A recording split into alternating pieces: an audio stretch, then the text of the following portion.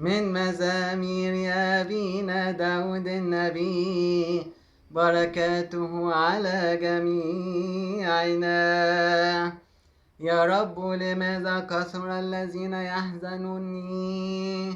كثيرون قاموا علي، كثيرون يقولون لنفسي ليس له خلاص بإلهي. أنت يا رب أنت هو ناصري، مجدي ورافع راسي. بصوتي إلى الرب صرخت فاستجاب لي من جبل قدسي. أنا اضطجعت ونمت ثم استيقظت، لأن الرب ناصري. فلا أخاف من ربوات الجموع المحيطين بي القائمين علي.